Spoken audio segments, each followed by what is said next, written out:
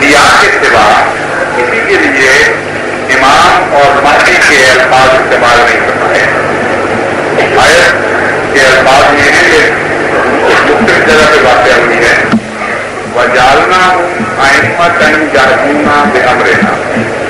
ہم نے ان سارے انبیاء کو جن کے نام گنا کرتا ہے قرآن کریم میں فرماتا ہے ان سب کو ہم نے ائمہ بنایا. ائمہ جمع ہے امام، یعنی یہ سارے ایسے احسان لوگ تھے قابل اعتماد تھے جن کو ہم نے امام مقرر کیا تھا، خود امام نے کر دیا. دوسری شرط یہ بتائی یادونا بامرنا، ہمارے حکم کے تابع ہدایت دیتے تھے، یعنی مہدی تھے. اس لیے مہدی اور امام جب دو لفظ اکٹھے ہوں تو قرآن کریم سے ثابت ہے کہ غیر نبی کے لیے یہ کبھی لفظ استعمال نہیں ہوا. اور اسی سے یہ مسئلہ حل ہو گیا جو اہل قرآن کی طرف سے اٹھایا جاتا ہے. اہل قرآن کہتے ہیں کہ امام مہدی کی اصطلاح کیونکہ قرآن میں موجود نہیں اس لیے ہم اس کو تسلیم نہیں کرتے. وہ سمجھتے ہیں کہ آپ صلی اللہ علیہ وسلم نے نعوذ باللہ من ذالک اپنی طرف سے ایک اصطلاح رہی ہے اور یہ اتنی عام ہوگی تو قرآن میں ضرور مشہور ہوگی. اور بات کہتے ہیں کہ حدیثیں ساری جھوٹی ہیں جن میں امام مہدی کا ذکر ہے کیونکہ قرآن میں موجود ہے، اس لیے ان کو دکھانے کے لیے یہ آیت دکھانا ضروری ہے. وجعلنا ائمۃ یہدون بامرنا، ہم نے ان انبیاء کو امام بنایا تھا جو ہدایت دیتے تھے ہمارے حکم کے تابع، یعنی مہدی تھے. کوئی عربی دان اس بات کا انکار نہیں کر سکتا کہ یہدون بامرنا کا عربی ترجمہ اپنے دیا جائے تو مہدی ہوگا. جو پہلے ہدایت پائے اللہ سے پھر آگے ہدایت ہے اسی کا لکشن کے چاہیے ہے. بس آپ نے صلی اللہ علیہ وسلم کوئی ایک اصطلاح بھی اپنی طرف سے نہیں بنایا کرتے. قرآن کریم کا آپ کے متعلق یہ دعویٰ ہے کہ معاشرے کو والے ہوا ان کو واحد ہوا. یہ وہ نبی ہے جو ایک ادنا کلام اپنی طرف سے نہیں کرتا، اپنی خواہش کے مطابق نہیں کرتا. ان ہوا اللہ واحد ہوا کہ تمام کا تمام کلام وہی پر قبول کرتا ہے. تو حدیث کو اس سے زیادہ تقویت نہیں مل سکتی. یہ کلام الہی اعلان کر رہا ہے کہ محمد مصطفیٰ صلی اللہ علیہ وسلم کے قول کو قول الہی سے الگ نہ کریں کیونکہ آپ کے تمام اخبار مبنی پر قرآن ہے اور قرآن کریم کی تفصیلات ہیں. یہ وہ مقامات ہیں جہاں امام مہدی کو ذکر ہے اور امام مہدی ایک اصطلاح ہے بدلی جو قرآن کریم میں مشہور ہے اور یہ اصطلاح نبی کے سوا کسی اور کے بارے میں استعمال نہیں ہے. دوسرا امام مہدی کا قبول کریں تو پہلے میں بات کرتا ہوں اور بچوں کو بہت کے خیال کو پوری دیر کے لیے بلایا جاتا آنے والے امام مہدی کا قبول کریں جو کیسے کریں گا. امام مہدی بنے گا کس طرح تو آگے نہیں کہنا کہ اس کی نشانیاں کیا ہو، کیا محنت سے بن جائے گا، کیا علماء الیکشن کریں گے یا تو اور طریقے اختیار کریں گے امام بننے کے لیے پورا ڈالا جائے گا کیا کس طرح بن جائے گا. تمام علماء متفق ہیں اللہ تعالیٰ امام مہدی کو کھڑا کرے گا اس کے بغیر امام بن بھی نہیں سکتا. معمول فرمائے گا تو حکم دے گا اس کو کہ میں تجھے امام بناتا ہوں. یہ ایک شرط یاد رکھیں. دوسری شرط یہ ہے کہ امام مہدی کے منکر کو سارے علماء کافر کرتے ہیں اور ہونا یہ ہو جس کو خدا امام بنے اس کے بنائے اس کے کسی کیسے کوئی سکتا ہے کہ کرنا مان. یہ دو شرطیں ہو گئی بات. ایک یہ کہ امام مہدی کو اللہ حکم کے ذریعے بنائے گا، دوسرے یہ اس کا منکر خدا کے نزدیک کام ہو جائے گا. اب میں پوچھتا ہوں کہ یہ دو شرطیں جس شخص میں پائی ہیں وہ کبھی غیر نبی بھی ہوا کوئی ایک غیر نبی دکھائیں تعلیم کے انسان سے جس میں یہ دو باتیں پائی جاتی ہیں. اللہ نے اس کو معلوم کیا ہو ایک کام کر اور خدا تعالیٰ نے اس کا ماننا فرض کا حاصل کیا. کیا کبھی غیر نبی کے لیے یہ شرطیں رکھی ہوئی کریم میں ایمانیات میں جہاں فرض قرار دیا ہے، خدا اپنے اوپر ایمان فرض قرار دیا، فرشتوں پر ایمان فرض قرار دیا، کتب پر ایمان فرض قرار دیا، اور انبیاء پر ایمان فرض قرار دیا، جو آخرت پر ایمان فرض قرار دیا۔ تو یہ وہ فرض جس پر ہو ایمان لانا، جس کا انکار کافر بنائے، وہ نبی کے سوا اور کوئی نہیں ہو سکتا۔ بس منہ سے جو چاہے کہیں، امام مہدی کو یہ نبی مانتے ہیں اور امتی نبی مانتے ہیں، اس کے سوا ان کا کوئی عقیدہ نہیں۔ ہم پر جھوٹا الزام ہے کہ ہم کوئی نیا عقیدہ بنا بیٹھے ہیں نبوت کے بارے میں۔ آج کل کے علماء کبھی آنے والے امام کے متعلق کوئی عقیدہ ہے جو ہمارا حضرت مسیح موعود علیہ السلام کو اب سوال ہے امتی نبی کی تو سمجھ آ گئی، یہ دلی نبی کیا ہوتا ہے؟ دلی نبی سے مراد یہ ہے کہ وہ عکس ہو اپنے آقا کا، جیسا آقا ہو ویسا بن جائے، اس کی غلامی میں، اس کی مطابعت میں اس کا سایہ ہو جائے۔ دل کہتے ہیں سایہ کو، اور کامل اطاعت کے بغیر انسان دل نہیں کہلا سکتا۔ دل کہتے ہیں سایہ کو، یہ درختوں کا سایہ جس طرح ہوتا ہے، یا تصویر میں آپ شیشے میں آنکھ دیکھیں یا پانی میں آنکھ دیکھیں، ان سب چیزوں کے لیے دل استعمال ہوتا ہے۔ تو دل کے لیے وہ ویسا ہونا ضروری ہے، اپنی طرف سے وہ کچھ نہ بنائے۔ جتنا دل کامل ہوگا اتنا زیادہ نقوش واضح طور پر اور صحیح طور پر ابھرے گا۔ اگر مثلا شیشہ گندا ہو تو دل کامل نہیں ہوگا، اگر پانی گندہ ہو تو دل کامل نہیں ہوگا۔ جتنا صاف اور شفاف ہوتا چلا جائے گا اتنا دل کامل ہوتا چلا جائے گا۔ حضرت صلی اللہ علیہ وسلم نے فرمایا ہے مومن دوسرے مومن کا آئینہ ہوتا ہے۔ کیا یہ بھی مانا ہے کہ مومن دوسرے مومن کے ساتھ اتنا رکھتا ہے گویا ایک ہی چیز کے دو نام ہیں، ساری تصویریں ایک ایک چیز میں، یعنی تمام مومن جو خدا کے نزدیک حقیقی مومن ہیں، ان کی شکل صورت، ان کی سیرت، ان کے اخلاق، ان کا اٹھنا بیٹھنا اسی طرح ہے جیسے آئینے میں ایک دوسرے کی شکل ایک طریقے سے نظر آئے۔ مومن دوسرے مومن کا آئینہ ہوتا ہے، جب وہ ایک دوسرے میں دیکھتے ہیں تو ایک ہی ذات نظر آتی ہے، یہ بھی اس کا نام ہے۔ تو جو حضرت صلی اللہ علیہ وسلم کے وجود کو کامل طور پر اپنی ذات میں منعقد کر دے، یہاں تک کہ اس کا اپنا وجود مٹ جائے، کل عدم ہو جائے، کوئی اپنی خواہش باقی نہ رہے، کوئی مرضی اپنی نہ زندہ رہے، ہر بات میں کامل غلام ہو جائے، اس کو دلی نبی کہا جاتا ہے۔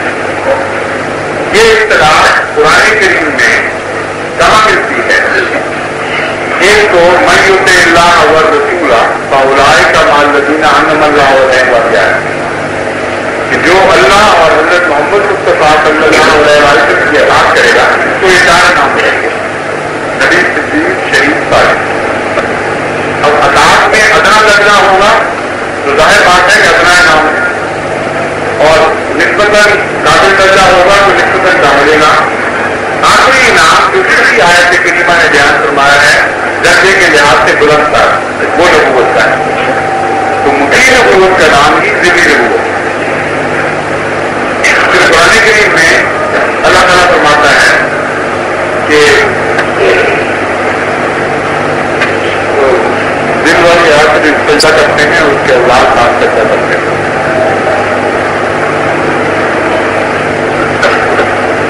یاد ہے آپ کو؟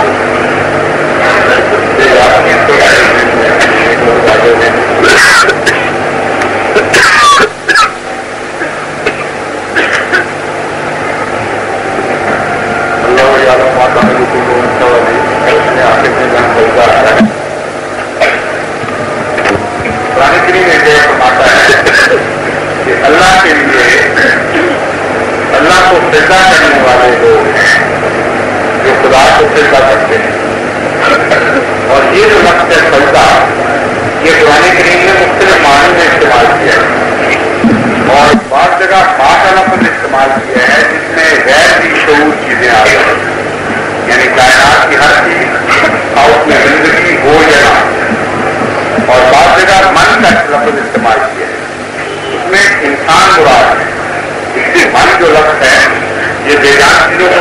استعمال نہیں کرنا ہوتا بلکہ عربی معاہدے کے مطابق بے شعور ہستیوں کو مطلب استعمال ہے. اس آیت کے کلمہ میں اللہ تعالیٰ فرماتا ہے کہ اللہ کے لیے سجدہ کرتا ہے من فی السماوات والارض. یہاں من سے مراد خاص انسان جو سجدہ کرتے ہیں اللہ کے حضور وہ مراد ہیں, کیونکہ من غیر بھی شعور کے لیے عربی میں استعمال نہیں ہو سکتا. وہ جلال اور ان کا سایہ, یعنی ہر سجدہ کرنے والے کا ذکر بھی ہوتا ہے. اور جہاں علم جانتے ہیں کہ جہاں خدا تعالیٰ نے اپنی عبادت کا ذکر مہم طور پر کسی من وغیرہ کے سیرے سے کیا ہے, وہاں اول طور پر کامل وجود کے طور پر حضرت محمد مصطفیٰ صلی اللہ علیہ وسلم مراد ہوتے ہیں. اور جہاں بھی سجدے میں سب سے زیادہ ذکر اول ذکر حضور اکرم صلی اللہ علیہ وسلم کا ہے کہ میں اس سجدے کرنے والے کی بات کر رہا ہوں جو میرے حضور کامل طور پر سجدہ ریز رہتا ہے, صبح بھی اٹھتا ہے. وہ ذلال اور اس کا سایہ بھی اسی طرح خدا کے حضور سجدہ ریز رہتا ہے. یہاں دل جو ہے اس سجدہ کرنے والے کا یعنی محمد مصطفیٰ صلی اللہ علیہ وسلم کا وہی قابل وجود ہے جو عبادت میں حضرت صلی اللہ علیہ وسلم کی غلامی میں درجہ کمال کو پہنچ جائے. اور سجدہ کرنے والے کا دل کا لفظ قرآن کریم میں ہے اور اس سے انسان کی مراد ہے, غیر انسانی چیزیں مراد ہیں. اور جہاں تک نبوت کا تعلق ہے میت اللہ کی آیت کھول رہی ہے کہ مطیع نبوت لازماً امت میں مل سکتی ہے اگر آسان درجہ سماج سے پہنچے. اور جیسا کہ میں نے بیان کیا تھا مانوی لحاظ سے مطیع نبوت کا نام ہی دلی نبوت ہے. اور اگر لفظ دل ضرور ڈھونڈنا چاہتے ہیں تو اس آیت پر غور کریں. من فی السماوات والارض والظلال بالغدو والآصال, یہ آیت ہے. للہ یسجد من فی السماوات والارض, جہاں ایک تفصیلی نقطہ ہے اس کو اہم یاد رکھیں خاص طور پر, یعنی اس سوال سے الگ ہے ایک بہت کام کا نقطہ ہے کہ جب تعریف ہو اور نام نہ لیا جائے کہ کون مذکور ہے تو وہاں سب سے اول حضرت محمد مصطفیٰ صلی اللہ علیہ وسلم مذکور ہوتے ہیں, کیونکہ قابل ذکر ہستی کائنات میں وہی. للہ یسجد من فی السماوات والارض میں مراد یہ ہے کہ پہلی مراد اور لوگ بھی جو حضور اکرم کی مطابق میں سجدے کرتے ہیں وہ بھی مراد ہے, لیکن اول مراد یہ ہے کہ زمین و آسمان میں قابل ذکر سجدے کرنا لایا جو صبح اور شام سجدہ کرتا ہے, اور اس کے لیے یہ ہیں جو اللہ تعالیٰ کو پیارا.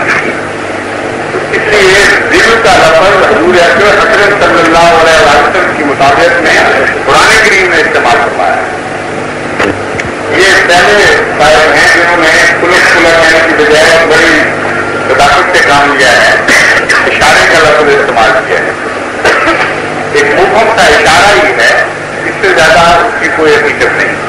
اور اگر غور کریں تو وہ اشارہ بھی تھوڑی دیر کے بعد جائزے سے غائب ہو جاتا ہے, کچھ اور منظر ابھرتا ہے.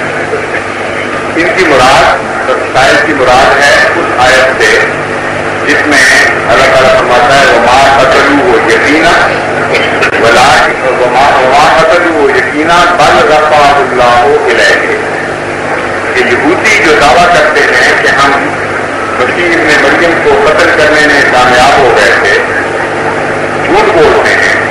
ما قتلوہ یقینا, وہ ہرگز حضرت مسیح کو قتل کرنے میں کامیاب نہیں ہو سکے.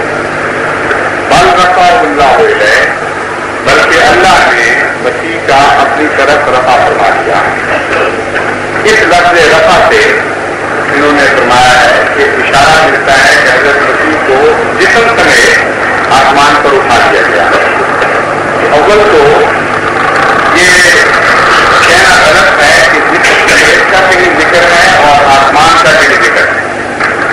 اللہ تعالیٰ نے اپنی طرف مسیح کا رفع فرما دیا, صرف یہ اعلان ہے.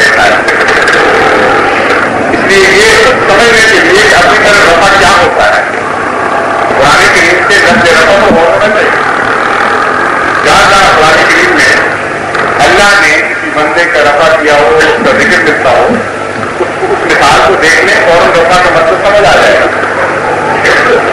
اس کو رفع کا ذکر ملتا ہے اور رفعناہ مکانا علیہ حضرت ادریس کے ذکر، اور حضرت ادریس کے ذکر میں مفسرین اسی آیت کا یہ ترجمہ کرتے ہیں کہ ہم نے ان کو بہت بلند مرتبہ عطا کیا، ان کو قرب عطا فرمایا، یعنی رفعنا و مکان علیہ کا مطلب یہ ہے اللہ تعالیٰ نے اس کا مرتبہ بلند کیا، نہ کہ جسم بلند کیا۔ اگر ان کو بھی آسمان پر مانا جائے تو پھر مشکل یہ پڑے گی کہ ایک میں دو سے اترنے کا جھگڑا چل پڑے گا، ورنہ وہ گئے کہاں واپس کیوں نہیں آتے۔ اس لیے یہ بالکل لغو بات ہے کہ رفع کا ترجمہ کسی سمیت اٹھانا ہے۔ دوسری جگہ قرآن کریم پھر یہی لفظ اللہ کی نسبت سے استعمال فرماتا ہے اور اللہ تعالیٰ اپنی طرف ریلیز کر کے ایک بندے کے رفع کا ذکر فرماتا ہے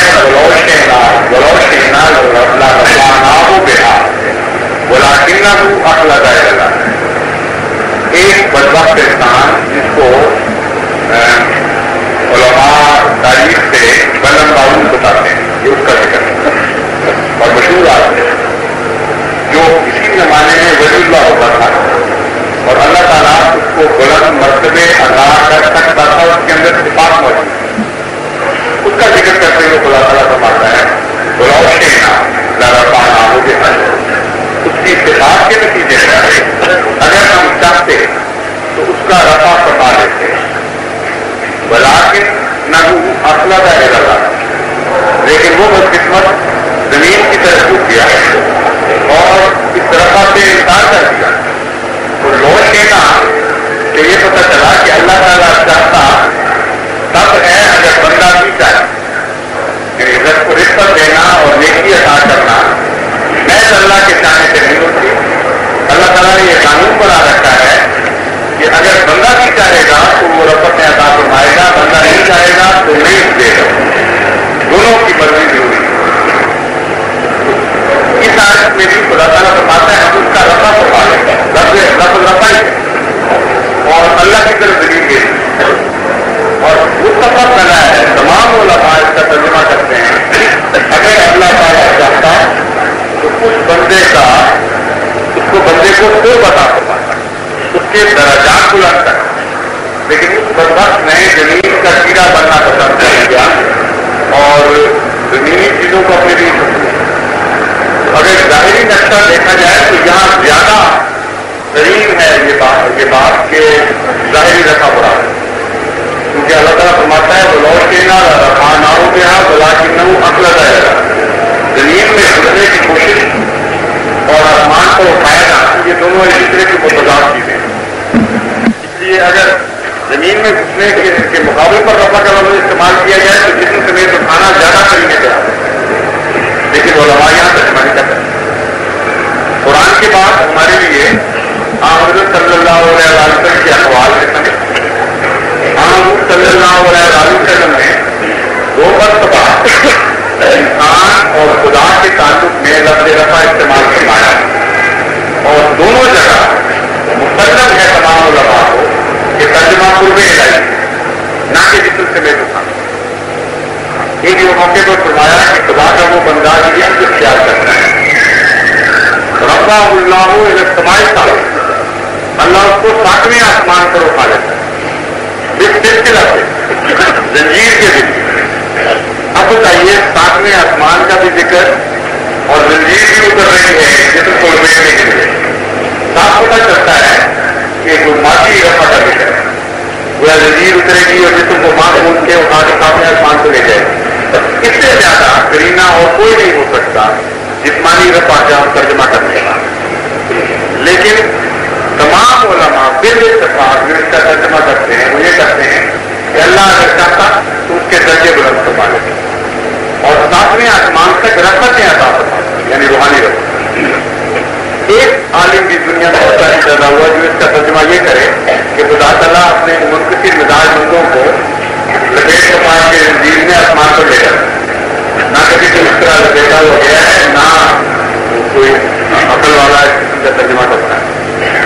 تو حضور اکرم سے بھی دو تجربہ سے ثابت ہیں، اس طرح قرآن کریم سے دو ثابت ہیں اور بلا استثناء دونوں جگہ جسم سمیت مراد نہیں بلکہ درجے کی حضور نے ہمیں جو دعا سکھائی بین کرتے ہیں اس میں فرمایا یہ بھی دعا تو ورفانی اے میرے اللہ میرا رفع فرمایا.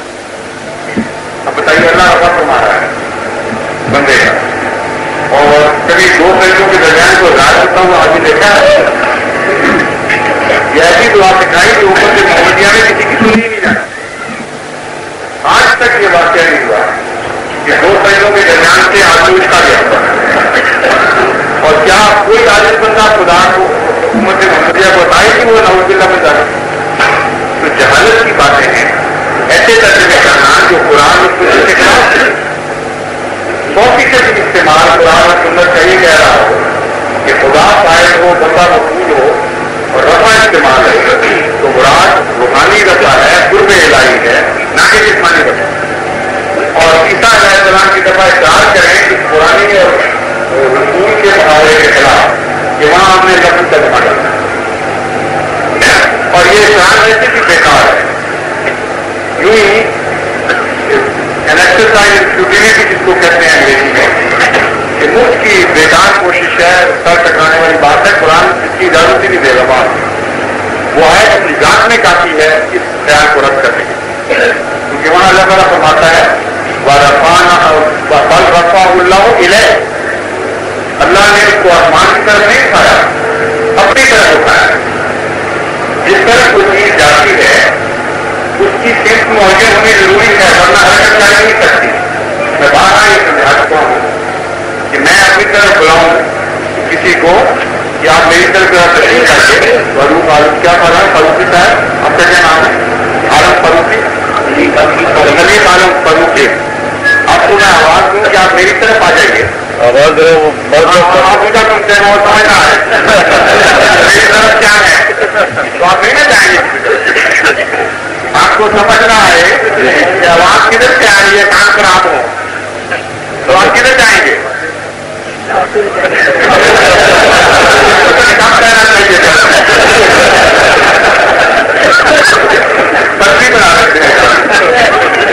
میں کسی آدمی سے کہوں آواز دے کر کہ جناب میری طرف تشریف لے آئیے اور اس کے کانوں میں نقص ہو, اس کو پتہ نہ لگے کہ آواز کدھر سے آ رہی ہے تو کہاں جائے گا, وہی بیٹھا رہے گا. کیونکہ سمت ضروری ہے اور جب کسی طرح حرکت کرے گا تو سب حرکت کرے گا اگر وہاں وہ شخص نہ ہو جہاں وہ بیٹھا ہوا. اگر وہی موجود ہوگا تو حرکت کر ہی نہیں سکتا. ماں کے ساتھ بچہ بیٹھا ہوگا اور ماں کے میرے لال میری طرف آؤ تو کہاں جائے گا, نہیں جائے گا. تو یہ شرط ہے لازمی کہ اگر بلانے والا اس وجود سے ہٹا ہوا ہو, اس وجود سے دور ہو, تب جسمانی حرکت ممکن ہے. دوسری شرط یہ ہے کہ اس کی سمت ایک طرف ہو اور پتہ ہو کہ فلاں سمت میں ہے. پھر اگر حرکت ہوگی تو باقی سمتوں میں اس کے وجود کا عدم ماننا پڑے. اب بتائیے حضرت مسیح کی جسمانی حرکت کر کے دکھا دیجیے, کیونکہ جس خدا نے فرمایا میں نے اس کا رفع اپنی طرف کیا اس نے ساتھ یہ بھی فرمایا کہ ہم تمہاری رہی جان سے بھی زیادہ کریں, تمہاری شانت سے بھی زیادہ قریب ہے خدا. تو وہ خدا جو بول رہا تھا کہ میں نے رفع کیا اپنی طرف, وہ مسیح کی رہی جان کے اندر بیٹھا ہوا یہ بول رہا تھا. تو حرکت کس طرح کی ہے کوئی نہیں سکتی ہے. جسمانی وجود کی روحانی وجود کی طرف حرکت ممکن ہے, معبود وجود کی لامعبود کی طرف حرکت ممکن ہے. وہ جس میں سمت معین نہ ہو اس کی طرف حرکت ممکن ہے. جو وہاں بھی موجود ہو جہاں سے حرکت کرنی مقصود ہو اس کی طرف حرکت ممکن نہیں ہے. کہ لفظ بات ہے کہ میں میرے پاس کوئی چیز چپتی ہو اور اس کو بلاؤں اور وہ حرکت کر لے گا. اس لیے یہ آیت ایسی عظیم شان ہے کہ غلط معنی ترجمہ کرنے کی اجازت ہی نہیں تھی. اس لیے اشارتاً بھی یہ کہنا چاہیے کہ حضرت مسیح کا آسمان پر جانے کا کوئی ذکر نہیں ملتا.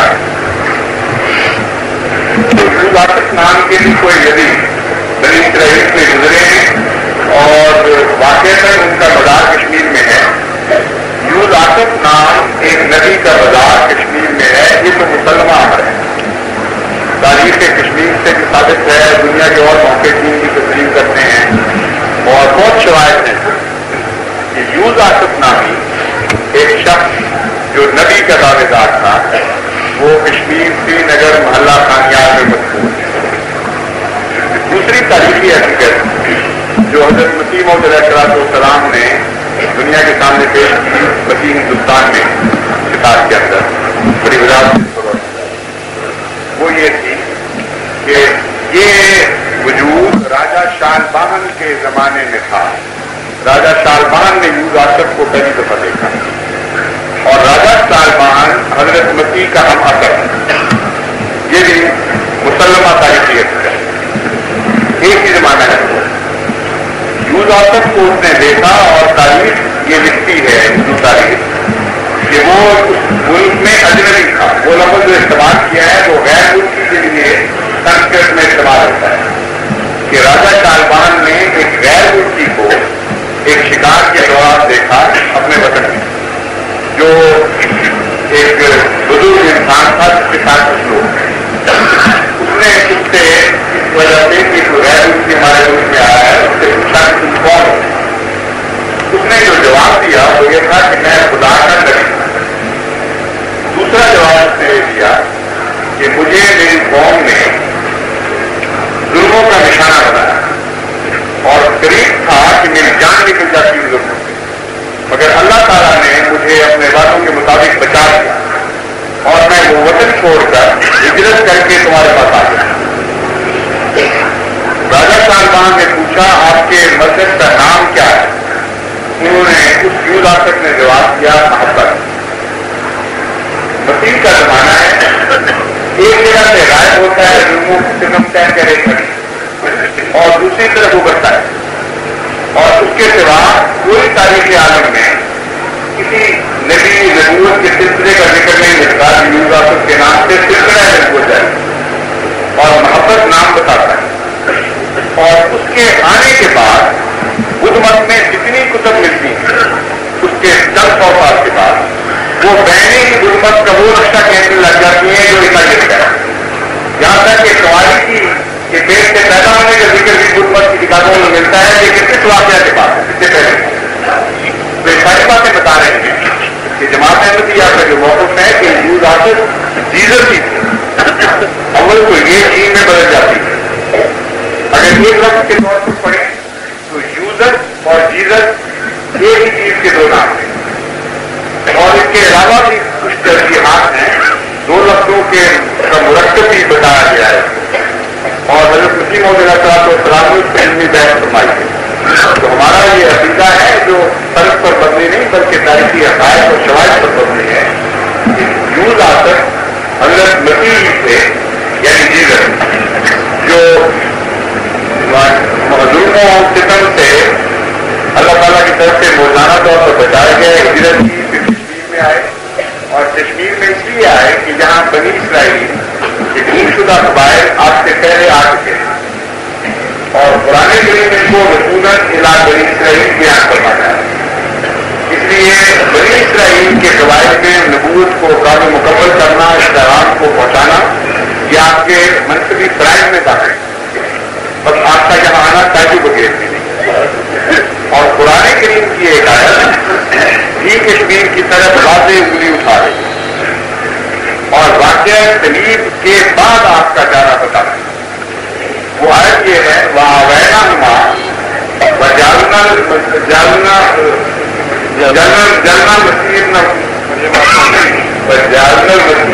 مَرْيَمَ وَأُمَّهُ آیَةً وَأَوَيْنَاهُمَا إِلَىٰ رَبِّهِمْ ذَاتِ قَرَارٍ وَمَعِينٍ کہ ہم نے مسیح ابن مریم اور اس کی اماں ایک نشان بنا، نشان تو ایک خاص غیر معمولی موجودانہ بات کے متعلق استعمال ہوتا ہے۔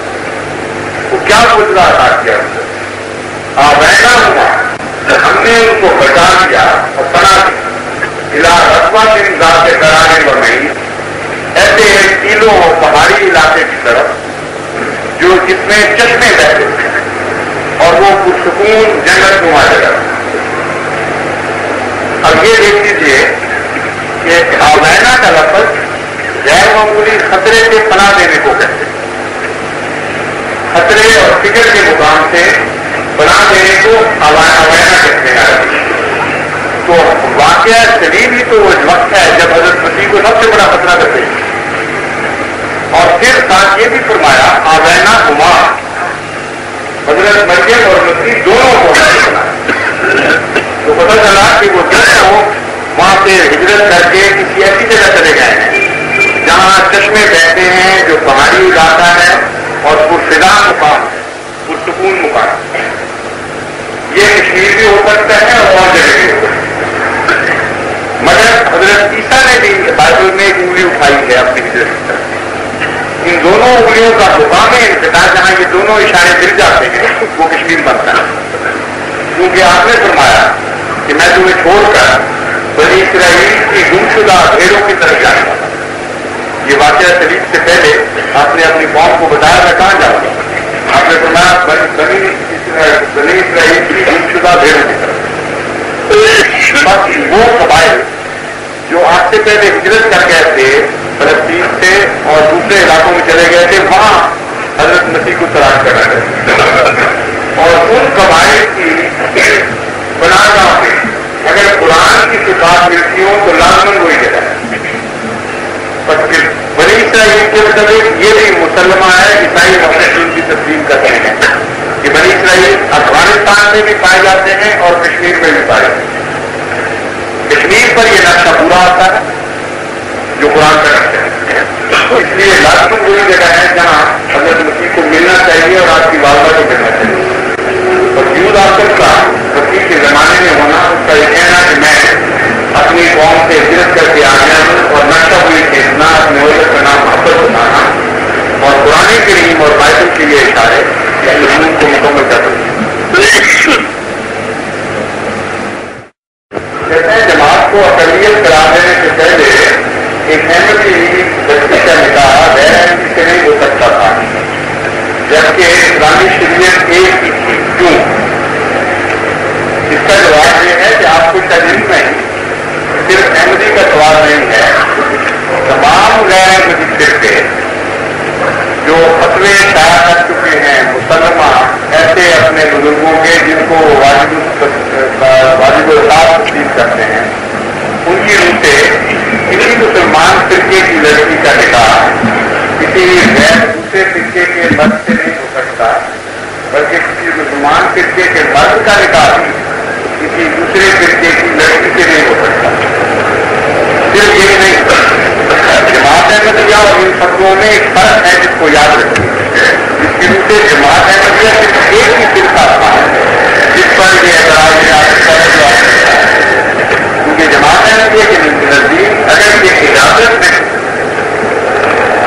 کہ احمدی لڑکی کا غیر احمدی سے نکاح کیا جائے، کیوں نہیں اس کے اندر مسیحوں علیہ السلام نے تفصیل بیان فرمائی ہے کہ کیسے کی تصدیقیں بڑھتی ہیں اور کیسے مسائل پیدا ہوتے ہیں. اس کے باوجود احمدی فقہ کی روح سے اگر کوئی غیر احمدی لڑکی کسی غیر احمدی سے پیار کر لیتی ہے تو شرم کو حرام ہے. ان دو باتوں میں بڑا فرق ہے. چنانچہ ان کی اولاد رشتہ پاتی ہے، قانونی رشت نہیں ہوتی. اور جب موقع مل جاتی ہے ایسے لوگوں کو تو طلاق پر مجبور نہیں کیا جاتا. اگر خلافی کرنا پوچھا جاتا تو اس کے اوپر کوئی طلاق ہونے لگا دیتا ہے. ایک واقعہ کبھی جماعت میں ایسا نہیں ہوا. ایک احمدی لڑکی نے غیر احمدی سے شادی کی ہوں اور پھر واقعی مل گئی اس کو جماعت سے الگ ہونے کا اعلان کر دیا گیا اور ایک واقعی مل گئی اور پھر کہا جائے کہ آپ طلاق لوگ تھے یا اس کے بچے غلط وراثت ہیں اور انہیں اطلاع کرا دی. اس کے بعد باقی سب سے چھوٹا فتویٰ یہ کہ اگر تم غیر فرقے میں شادی کرو گے تو تمہارے بچے معلومی حص ہوں، وہ ورثہ نہیں پائیں. اور یہ فتویٰ کو بات فتوے اتنے شدید ہیں کہ آج اگر ان کو پیش کیا جائے تو اپنا دنگ رہ جاتی ہے. اور نیشنل اسمبلی میں جب یہ اعتراض کیا گیا تو ہماری طرف سے یہ فتوے پیش کیے ان کو کہیں گے سکھائیں ہو پھر آپ کے خاتوے میں آیا کہ کیا ہے باتیں پیش تو لمبی باتیں میں صرف ایک بات ہوتا ہے. امام احمد رضا جو بریلوی فرقے کے امام ہیں اور چوٹی کے علماء میں شمار ہیں اور بہت ہی عزت اور احترام नाम से उनका नाम लिया जाता है और बहुत कसरत से उनके मुताबिक बेशक मुरीदों से और आवाज से उनकी पूछ के देख लीजिए उनका क्या फतवा है। कुछ छपा वो फतवा है, किताबें हमारी लाइब्रेरी में मौजूद हैं और जिसने देखना हो उसको देख सकता है। एक फतवा वो कहते हैं हमारे फिरके के सिवा बाकी जितने फिरके कुल्लो जिनमें वो गिनाते हैं राफिदी यानी शिया, कादियानी, अहले हदीस, देवबंदी और इस तरह बात दीगर फिरके हैं, वो कहते हैं कुल्लो हो बाकी सब फिरके उनके साथ तुम्हारे हर किस्म के ताल्लुकात हराम। ब्याह शादी तो दरकिनार, उनकी गरीब खुशी में भी तुम शामिल नहीं। वो सलाम कहें तो जवाब न दो, इनकी मस्जिदों में जाना तो गुजार उनको अपनी मस्जिद में ना आने और अपनी शादी का जो असल जरूर है फरमाते हैं उनके साथ ब्याह शादी कतल हराम है और औलाद अगर हो तो वो वलद हराम और मारूफ इसको वो कहते हैं एक बैठ नहीं काफी कि हमारे फिरके में अगर वो शादी करे और आप उस पर क्या हो। कहते हैं उनकी तो दीनी हालत ऐसी है कि आपस में भी शादी की जा सकती अपने फिरके में भी, और अगर वो करें तो उन पर यही फतवा लगेगा। फिर इससे आगे फरमाते हैं कि किसी और इंसान से भी इजाजत नहीं, यानी शरई हुक्म ये है कि वो अगर ईसाई हिंदू से भी करें तो यही फतवा लगेगा उनकी औलाद मालूम रहता है वो रिश्ता नहीं पाया और शरई हैसियत कोई नहीं उस पर। फिर एक कदम और बहुत एहतियात से काम किया वो कहते हैं कि अगर किसी जानवर से भी कर लें और बफर्ज महाल जानवर से बचा हो जाए तो वो भी वलदुल हराम है और विरसा नहीं पाए। जहां ये शिद्दत हो बताना वहां जमात है को मुस्तहम करना और यकता इल्जाम लगाते चले जाना इतनी न जान पा। हम तो इस फतवों को उछालते कि हमारे नजदीक की कीमत ही कोई नहीं, मगर जिनके फतवे हैं वो क्यों छुपा लेते हैं इन फतवों को, वो क्यों अमल नहीं करते इन फतवों पर। और यूं मालूम होता है जैसे जमात है के इत्तेफाक शादी ब्याह के मामले में फतवा ही कोई नहीं, हालांकि सारे फतवे बिना इस्तिस्ना जमात इंडिया के मुकाबले पर हद से ज्यादा शिद्दत रखने वाले और उनको पढ़कर तबीयत मुराद हो जाती। सिर्फ जमात इंडिया का फतवा है जो माकूलियत अपने अंदर रखता है, वजूहात बयान किए सलाम ने जो हर माकूल आदमी के दिल में उतर जाती है कि हाँ ये दुरुस्त है। और फिर शरई हुक्म के तौर पर कभी भी अहमदी लड़की की गैर अहमदी से शादी को हराम करार नहीं दिया गया। पर मतलब जब कोई अहमदी कोई बच्ची अहमदी हो जाती है गैर अहमदी तो तलाक भी हो जाती है। बल्कि अहमदियत तो इस मामले में इतना वसी फतवा रखती है, हैरत अंगेज, यानी इस्लामी तालीम ने आलम की की आलम की तारीफ एक ईसाई की भी जब अहमदी हो जाती है पहले दाखिल क्योंकि खुदा ताला ने जो निकाह का निज़ाम रखा है ये एक आलमी निज़ाम है, इसमें हर मजहब का एक निज़ाम है जिसको इस्लाम तस्लीम करता है। हर मजहब के मुताबिक और हर रिवाज के मुताबिक जो शादी होती है वो मुसलमा है इस्लाम का, उनके लिए वर्द हराम का लफ्ज़ कई कुरान के लिए इस्तेमाल है। वरना मुशरिकीन के जो बच्चे थे उनके ऊपर क्या हुक्म लगता था जो मुसलमान हुए बाद तो सारे मुशरिकीन के बच्चे थे। बात पता चला कि इस्लाम तमाम दुनिया की शादी के निज़ाम को तस्लीम करता है, इसलिए कोई अंग्रेज की बीवी किसी ईसाई की बीवी जब ऐसी होती है तो हरगिज़ तलाक की भी उसको नहीं कहते। ये है अहमदी फतवा, इसके ऊपर दुनिया में किसी तरह से कोई नहीं हो सकती। एक बच्चे की तरफ से और ये राजमन हर बच्चा इस दौर में से गुजरता है। कहते हैं अगर खुदा है तो उससे पहले कौन था? ये जो सेकंड लगता है मंतकी ये बड़ा लोगों को परेशान करता है। जब बच्चा जवान होने लगता है अपनी सोच सोचता है तो कहता है हमसे पहले खुदा, तो खुदा से पहले क्या, फिर उससे पहले क्या, इखलाक उतना ही सिलसिला है। हमने वाक़या है कि ये खुदा ताला की हस्ती के मुताबिक पहले वाली दलील देना इस तरह ये है ही गलत, इसकी कोई तरफ नहीं। क्या दलील है इस मजमून पर ہم کس طرح اپنا موقف پیش کرتے ہیں اس کو اچھی طرح ذہن نشین کر لیجیے، کیونکہ اکثر پہلو سے آپ کی گفتگو ہوتی ہے تو آپ یہ کہہ کر خام صاحب کے لیے مشکل پیدا کریں۔ ہم یہ نہیں کہتے کہ عدل نہیں ہے، عدل کا ہونا ممکن نہیں، کیونکہ پہلے کا سوال عدل کا ہے، اگر ہر چیز سے پہلے کوشش کرنی ہو اور یہ مسلمہ ہو کہ عدل ممکن ہی ہے، عدل سے زیادہ یقینی کوئی چیز نہیں۔ جو موجودات ہیں یہ موجودات عدل سے ہیں یا کوئی اور ہستی عدل سے ہے جس نے ان کو پیدا کیا ہے، ان دو مفروضوں سے باہر عقل نکل ہی نہیں سکتی۔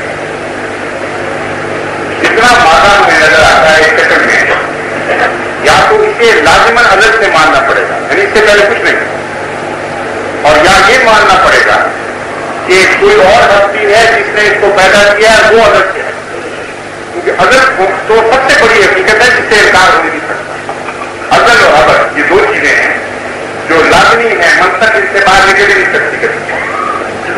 بس اکثر یہ چیز ہے کہ یہ مادہ کس شکل میں نظر آتا ہے، یہ کائنات کی صورت میں نظر آتی ہے، کیا یہ عدل سے ہو سکتی ہے؟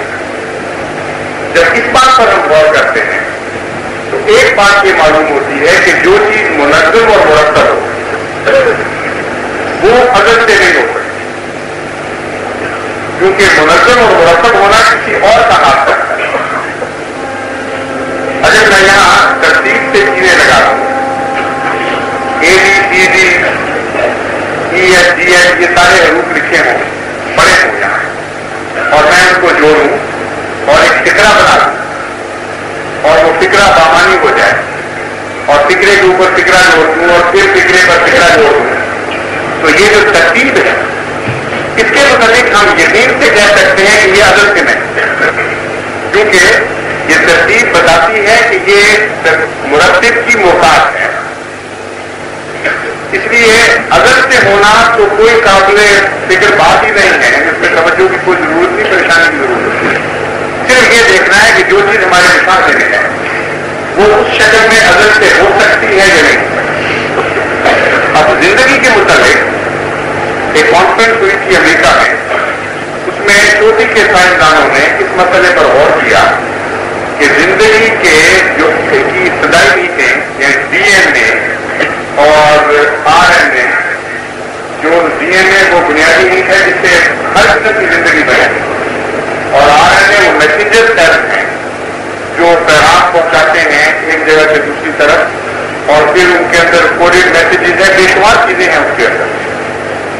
ڈی این اے کے اندر وہ زندگی کا سیل ہے جس کے اندر سارا بلو پرنٹ انسان کا موجود ہے، اور آج تک اس سے زیادہ باریک اور اس سے زیادہ مکمل کمپیوٹر نہیں بن سکتا۔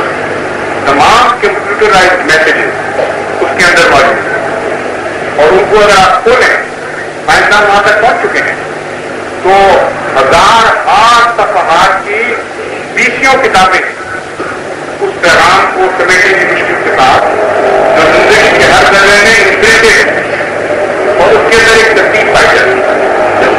تو وہاں ایک سائنسدان نے جو میتھمیٹیشین تھا یہ بحث اٹھائی کہ یہ ترتیب اور یہ سارے کوڈیڈ میسیجز یہ خود اور اتفاقاً ہونے کے لیے کتنے اتفاقات کی ضرورت ہے۔ جو انہوں نے کہا کہ جو ہمارا مشاہدہ ہے ایوولوشن کے متعلق کہا جاتا ہے کہ زندگی کتنے ارب سال میں ایوالو ہوئی، تو اتنے ارب سال میں اتفاقی حادثات کے نتیجے میں وہ پہلا زندگی کا سیل بن سکتا تھا کہ نہیں، یہ بحث اس بحث کو میتھمیٹیکل یعنی حسابی لینگویج میں انہوں نے اس طرح بیان کیا۔ وہ کہتے ہیں یہ ممکن ہے لیکن اتنا ہی ممکن ہے جتنا اے بی سی ڈی والی مثال جو میں نے ابھی پڑھی تھی وہ انہوں نے بیان کی۔ انہوں نے کہا یہ اسی طرح ممکن ہے جس طرح میں مٹھی میں A B C D E F G F کے حروف پلاسٹک کے بنے ہوئے اٹھا کر ان کو چپاتے اور حروف اچانک ترتیب میں آ جائے سارے کے ساتھ، اور اس طرح ترتیب میں آئے کہ ایک فکرہ مکمل بن جائے، یعنی پہلے اخبار بنے اور پھر پھر الفاظ کے بعد ایک اور لفظ آئے، پھر ورڈ میں آئے اور پروناؤنس بھی آئے اور کنسوننٹ بھی آئے، ہر قسم کے حروف اور ترتیب اختیار کرنے ہوئے اور بامانی فکرہ تھا، مکمل الف سے لے کے یہ تک ایک بار بامانی فکرہ تھا۔ پھر میں دوبارہ ایک اور بکی کروں ان کی اور دیکھوں تو ایک اور بامانی فکرہ بن جائے، اس کا پہلے فکرے سے تعلق ہو، پھر میں ایک اور بکی اٹھاؤں اور دیکھوں اور پھر ایک اور بامانی فکرہ بن جائے جو ترتیب میں اسی طرح ہو جس طرح پہلے جو فکروں کا تقاضا ہے کہ آگے یہ محسوس کرنا چاہیے۔ وہ کہتے ہیں کہ میں کرتا چلا جاؤں یہاں تک کہ ایک پوری بامانی کتاب بن جائے جس میں نہایت ادب مضمون ہو سائنس کی، اور پھر کتابوں کو کتابیں بدل جائیں اور ہزارواں کتابیں اسی طرح ترتیب پا جائیں۔ وہ کہتے ہیں اتفاقاً جتنا یہ ممکن ہے اتنا ہی اتفاقاً یہ ممکن ہے کہ زندگی کا وہ ذرہ جو یہ ترتیب پا چکے ہیں یہ اتفاقاً پیدا ہو۔ ایک اور سائنٹسٹ نے ایک کتاب لکھی ہے اتفاقات کی دنیا پر۔ وہ کہتے ہیں سائنسدان کہتے ہیں کہ 90 ہفتے کی وجہ سے اربوں سال میں ایک اتفاق ہو گیا پھر دوسرا اتفاق ہو گیا۔ وہ کہتے ہیں اتفاقات آگے پیچھے کس طرح ایک قدم میں ہو گئے اور ان کو ترتیب کیسے دیتے ہیں اور ایک خاص مقصد کی طرف حرکت کرتے ہوئے کوئی اتفاقات نظر آتے ہیں۔ اس لیے ایوولوشن تو ہم مان سکتے ہیں لیکن آرگنائزڈ ایوولوشن جس سے پیچھے کوئی کانشیس ہستی موجود ہے، چنانچہ انہوں نے اتفاقات کو سائنس کے ذریعے سے اور سانس کے ذریعے سے اس اور طریقے سے حل کیا ہے۔ وہ بڑا بہتر ہے۔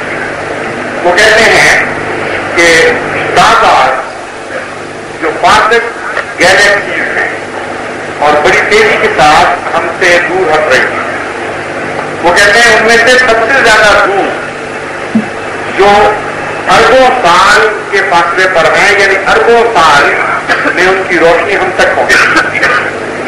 وہ کہتے ہیں اگر یہ ممکن ہو کہ یہاں سے ہم ایک ڈانٹ جو ایک یوا کھیلنے والے کھیل کہتے ہیں ڈانٹ ایک چیز سا ہوتا ہے وہ یوں مارتے ہیں نشانے، کہتے ہیں یہاں بیٹھ کر ایک انسان ڈانٹ پھینکے اس گیلیکسی کی طرف اور نشانہ یہ باندھے اس گیلیکسی کے اندر جس کے اندر اربوں ستارے موجود ہیں اور ان کے حرکت کا جو ستارہ ہے اس کے دل میں جو مرکزی ایٹم ہے وہ ڈانٹ اس کا سینہ کیے تھے اور وہ ڈانٹ میں اتنی طاقت آ جائے کہ وہ وہاں تک پہنچ جائے اور اس گیلیکسی کے مرکزی ایٹم کے اندر جا کر وہ پھنس جائے۔ کہتے ہیں اگر یہ ممکن ہے تو زندگی کا پہلا ڈی این اے سیل بننا بھی ممکن ہے اور بات کی ایوولوشن کہتے ہیں سارے بات کے بنو۔ تو اب سائنسدان اور میتھمیٹیشین سائنسی زبان میں یہ ثابت بہرحال کر رہے ہیں کہ یہ منظم اور مرتب دنیا جو ہمیں نظر آ رہی ہے یہ اپنی خالقات میں یہ بہرحال ہمیشہ سے، اور دوسرے فزکس سائنسدان ہمیں یہ بتا رہے ہیں کہ یہ جو خیال تھا کہ ہمیشہ سے اسی طرح کائنات چلی آ رہی ہے غلط ثابت ہو گیا۔ ایک بگ بینگ ہوا تھا 5.6 یا 6.5 بلین تقریباً اتنے سال پہلے، اور اس وقت یہ ساری کائنات ایک بال کی طرح سمٹ چکی تھی۔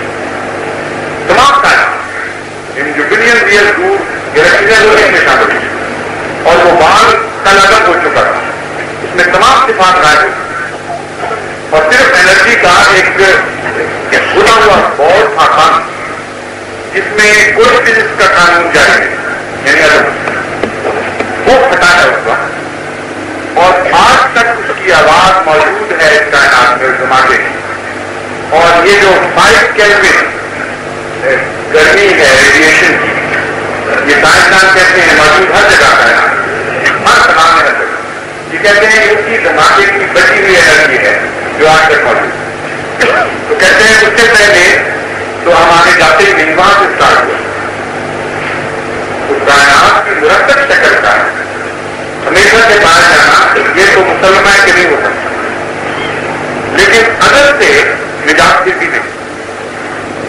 اس لیے یہ دو باتوں میں سے ایک ماننی پڑے گی، یا تو بلا دل ارادہ ہستی ہمیشہ سے ہے یا بلا ارادہ ہستی کوئی ہمیشہ سے۔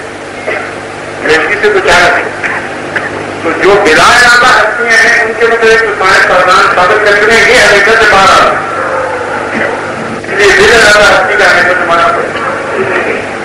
یہ ضروری نہیں کہ ہر چیز کا بارے نہیں، بلکہ یہ ضروری ہے کہ دونوں میں سے ایک بات نہیں اتفاقاً یا کانشیس ہستی بلا ارادہ ہستی کو ہمیشہ سے چلی آ رہی، یا بغیر ارادے والی بے جان ہستیاں ہمیشہ سے چلی آ رہی ہیں، اس کے سوا تو چارے کوئی نہیں ہوتی. تو جو بے جان ہستیاں ہیں ان کے مطابق تو ثابت ہو گیا کہ یہ ہمیشہ سے نہیں چلی آ رہی، اس لیے کوئی بے ارادہ ہستی ماننی پڑے گی، کیونکہ ان کے اندر جو کان فرمانات نظر آتے ہیں وہ بے ارادہ ہستی کے ہاں کانشیس باشعور جو ترکیب دینا چاہتی ہے اور ترکیب دیتی ہے، اور ایسی ترکیب دیتی ہے جو اتفاق وجود میں نہیں آتی. یہ ہے خدا تعالیٰ کی ہستی کے متعلق منطقی طرح. لیکن احمدی کے لیے تو یہ صرف آرام کی بحث ہے، یہ کلو بحث نہیں ہے. مسیح موعود علیہ السلام کو فرماتے ہیں کہ وہ ایک ایسا وجود ہے جو تعلق رکھتا ہے اور تعلق کے ذریعے جو ظاہر ہوتا ہے بندوں کا، اس سے پیار کرو، اس سے محبت کرو تو وہ تمہیں ملے گا، اور اس کا ثبوت انسان کو مل جاتا ہے. اور وہ بہت بڑا مضمون ہے، وہ تو اس کو باہر بیان نہیں ہو سکتا. تو یہ پہلے والا حصہ تھا صرف اتنا، یہ میں آپ کے سامنے میں نے رکھا ہے. اس سلسلے میں ایک سائنسدان ہے نیچے، اس نے بھی بہت کچھ لکھا ہے فلسفی، اور وہ پہلا فلسفی ہے جس میں میتھمیٹکس یعنی حساب کی روح سے خدا تعالیٰ کی ہستی کو جو گفتگو کی ہے، اس کو بھی اگر اس کی کرنے لگتے ہوں یا ریلی کرنے لگتے ہیں تو دلچسپی لوگ رکھنے والے لوگ پڑے ہوئے بڑا دلچسپ گفتگو دکھتا ہے. اس پر یہ ٹچ فلسفی ہے جس کی میں بات کر رہا ہوں.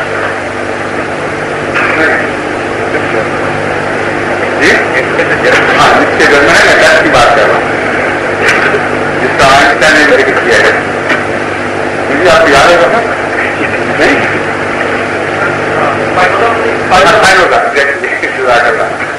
سائنوزا ہے میری غلطی، میری بات سائنوزا ہے جس نے خدا کی ہستی کو اس زمانے میں میتھمیٹکس کے ذریعے ثابت کیا کہ میتھمیٹیکلی ناممکن ہے کہ خدا، اور بہت بڑا چرچا رہا ہے اس کے میتھمیٹیکل کانسیپٹ کا. آج تک وہ اس کو غلط ثابت نہیں کر سکے، بڑا ویلڈ اس کا میتھمیٹکس ہوتا ہے. وہ بھی اسی طرح نظریاتی بحث میں چلتا ہے. پہلا آدمی جس نے میتھمیٹکس کے ذریعے خدا تعالیٰ کی ہستی پہ کلام کیا تھا ہماری معروف دنیا میں وہ نیچے تھا، نہ سوری وہ اسپائنوزا. اور اسپائنوزا کے بعد کے ہر دور میں، اس دور میں بہت سے میتھمیٹیشنز نے اس بات کے سلسلے میں پیسے کھانے کی ہوتی ہے.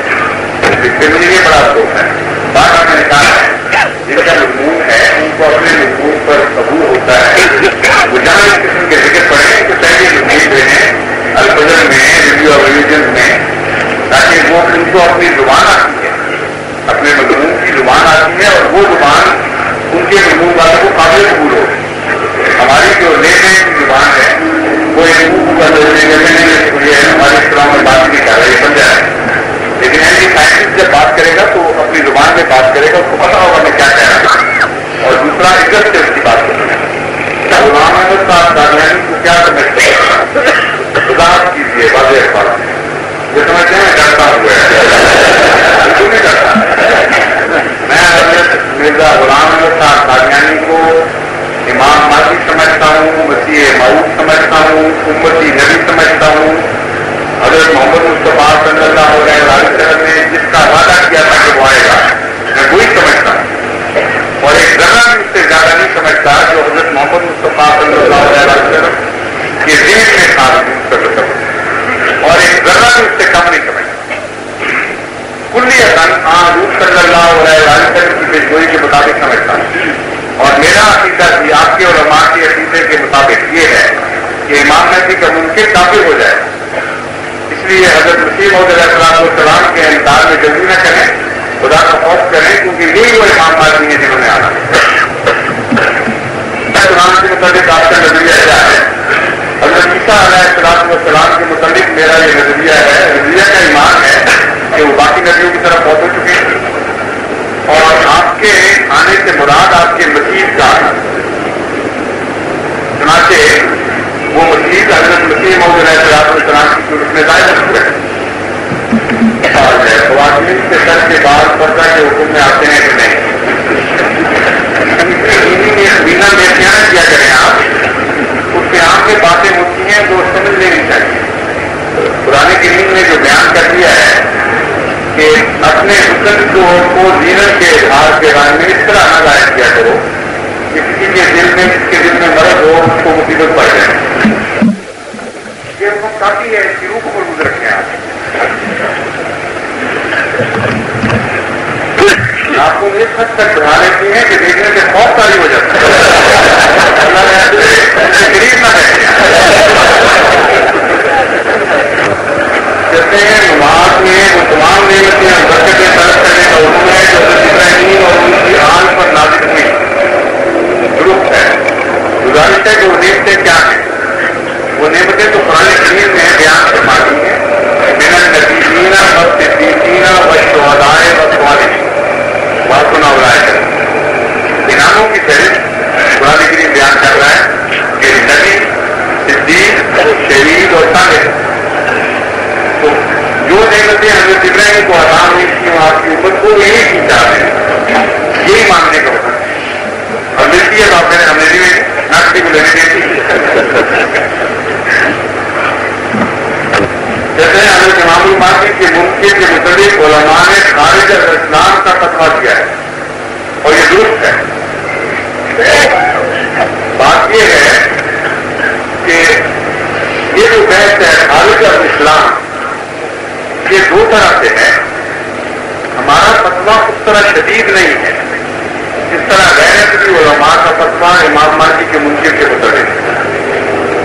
ہم اسے کافر تو جانتے ہیں لیکن مسلمان کہلانے کے حق سے معروف نہیں سمجھتے۔ اسی لیے احمدی اصطلاح میں کبھی بھی آپ نے غیر احمدی کے لیے غیر مسلم کا لفظ نہیں ہوگا۔ ایک بزرگ کی طرف سے کسی احمدی اجناس نے غیر احمدی کے لیے غیر مسلم کی اصطلاح استعمال نہیں، کیونکہ ہمارے نزدیک کفر میں، کافر میں اور غیر مسلم میں ایک فرق ہے اور اس فرق کو قرآن کریم نے واضح فرمایا ہے۔ کافر مومن کا فرق ہے، یعنی مومن کا الٹ کافر کہلاتا ہے اور غیر مومن بھی مسلمان کہلا سکتا ہے، اس کا یہ حق ہے جو قرآن کریم نے دیا ہے، یہ میں ثابت کرتا ہوں۔ اس لیے احمدیوں کے لیے خصوصیت سے اس بات کو سمجھنا چاہیے۔ ہم حضرت مسیح موعود علیہ السلام کے منکرین کو ہرگز غیر مسلم نہیں کہتے، نہ ہمارا حق ہے، نہ قرآن نے کسی مسلمان کو اجازت فرمایا ہے کہ اگر کوئی اپنے آپ کو مسلمان کہنا چاہے تو اس کو نہ کہنے دو اور اس کو کہو ہم تمہیں غیر مسلم کہیں۔ قرآن نے یہ حق نہیں دیا۔ قرآن نے یہ حق دیا ہے کہ کسی کو غیر مومن سمجھو، کسی کے متعلق یہ یقین رکھو اس کے بعد عقائد کی وجہ سے یا بعض آزاد کی وجہ سے کہ وہ مومن ہے، یعنی کافر ہے۔ مومن کا الٹ کافر اور مسلم کا الٹ غیر مسلم۔ چنانچہ قرآن کریم نے سورہ منافقون میں اس مضمون کو کھول کر بیان فرما دیا۔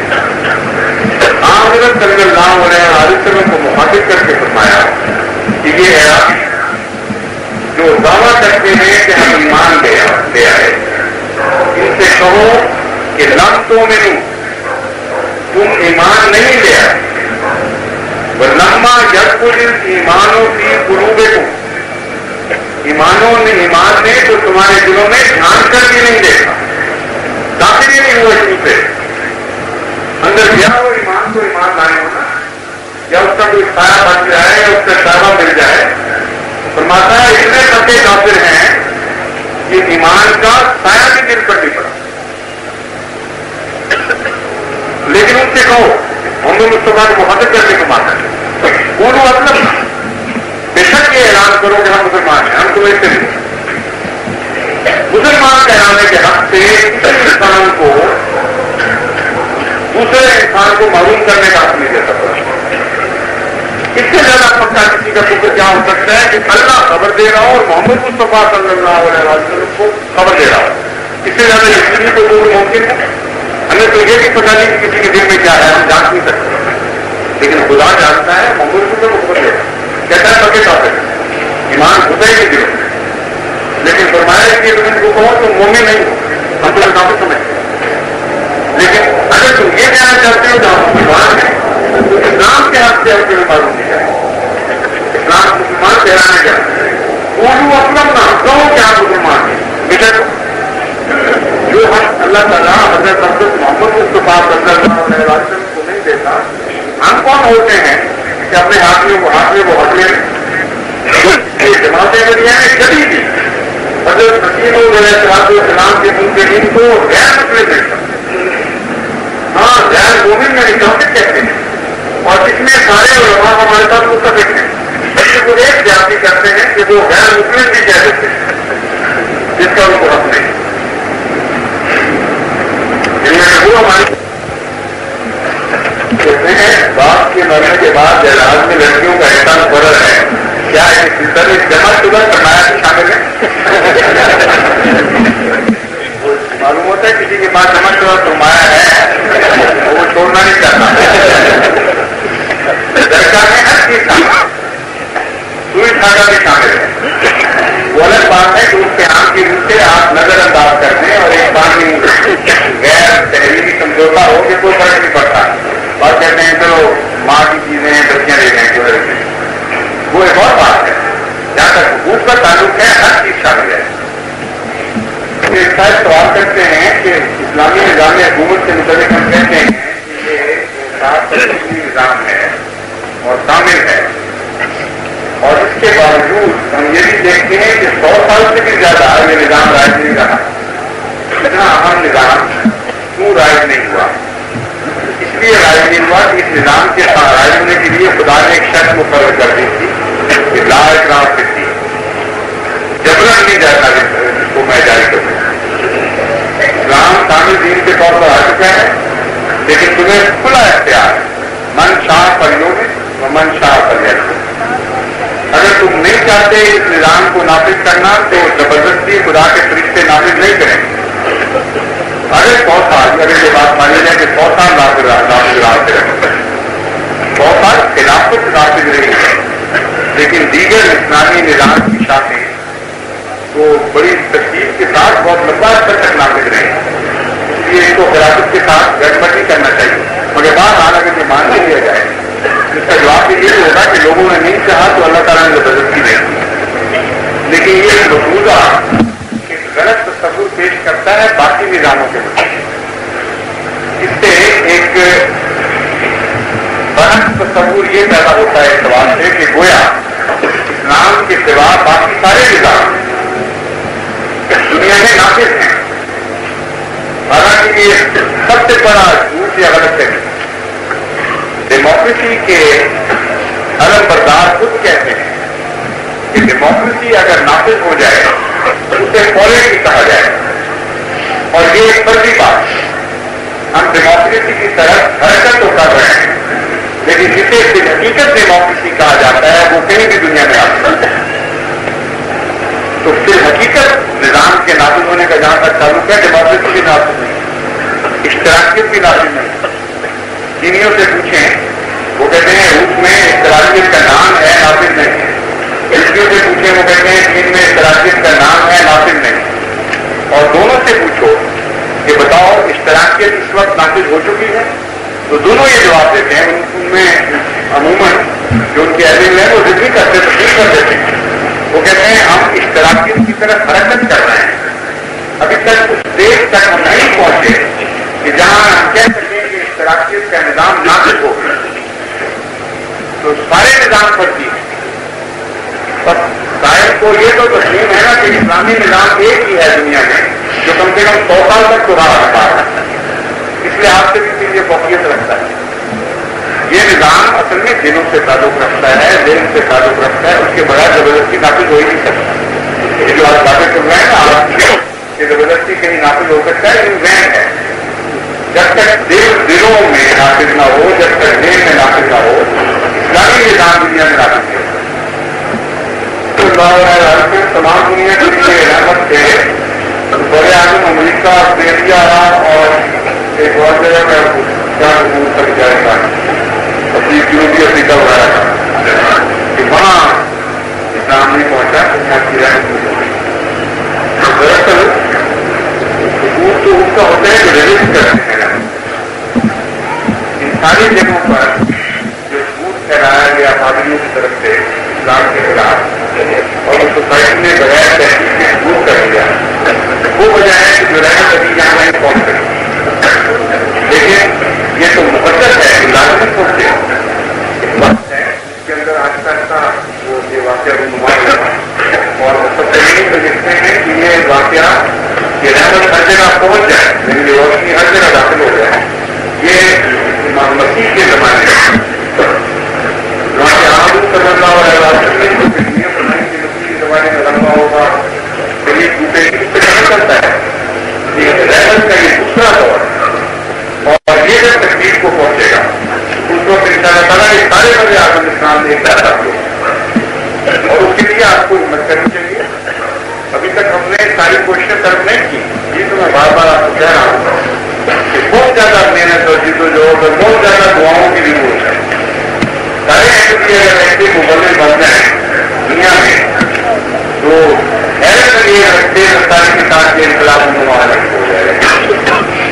بہت جگہ شروع ہوئی ہے ہر تک اور بڑی جلدی بھی پھل لگنے شروع ہو گئی. جرمنی میں ماشاء اللہ بڑی کثرت سے ہمارے یہاں سے جو مزدور پہنچے ہوئے رہی انہوں نے ایسے کیے ہیں کہ ہم مبلغ بنے اور تبلیغ شروع کر دی اور پچھلے ایک مہینے میں وہاں سے 9 بیٹیں آ چکی ہیں اللہ کے فضل سے اور 2 اثر رکھنے والے اور قابل آدمی ایک پی ایچ ڈی ہیں جرمن طالب علم پی ایچ ڈی کے وہ ایڈمی ہوئے ہیں اور ایک چھوٹی سی آرٹسٹ فیملی کے نوجوان عمر بڑے مخلوق کے حقوق پورے آ رہے ہیں اور یہ ہوئے اسی طرح ہیں کہ مبلغوں کے ذریعے احمدی جو ایپ کیے تھے ہم بنائیں گے احمدی ان شاء اللہ تعالیٰ ابھی چھوٹی چھوٹی زبان میں نے تبلیغ شروع کر دی اور ایپ ہونے شروع ہو گئے. تو یہ اختلاف جس کے آپ انتظار کر رہے ہیں یہ آپ کا انتظار کر رہا ہے اور غلطی کے بیٹھے ہوئے آپ کا کہ آپ کے پاس چل کے آئے آپ کو چل کے جانا پڑے گا کل بھی آئے گا. اس لیے حرکت کو دیکھ رہے جہاں جہاں آپ نے وہاں ہمارے حرکت کو دیکھ کرتے تھے دیکھے گزار کرتے اس طرح ہماری بدلتی ہے کہ یہ مشکل ہو جائے گی کہ سنبھالا جیسے جائے پاس. جو ہمارے مویشی دوست ہیں انہوں نے انگریزی میں سوال کیا ہے. ترجمہ یہ ہے کہ یہ جو جنت میں ہمارے جنت کا وعدہ کیا گیا ہے پھلوں اور دودھ کی نہروں اور شہد وغیرہ کی صورت میں یا یہ ظاہری اور جسمانی شکل میں بات کی جا رہی ہے یا کچھ تفصیلی کلام ہے اور کچھ اور معنی رکھتا ہے. اور اگر آپ یہ کہیں تو اس کا ثبوت قرآن کریم سے کیا ہے؟ تو قرآن کریم تو بتاتا ہے کہ جنت کی چیزوں کا جو تصور ہے اس تک انسان کا ذہن اس کا تصور اس کے کام نہیں پہنچا. اور جب اہل جنت کے سامنے وہ باتیں پیش کی جائیں جو ان کو وہاں نظر آئیں گی بعض نعمتوں کی صورت میں تو ان میں سے بعض دھوکہ کھا کے کہیں گے پہلے دی گئی تھی یہ پہلے بھی دیا گیا تو اللہ تعالیٰ فرمایا کہ نہیں پہلے تمہیں نہیں دیا گیا تو غلطی ہوتا ہے.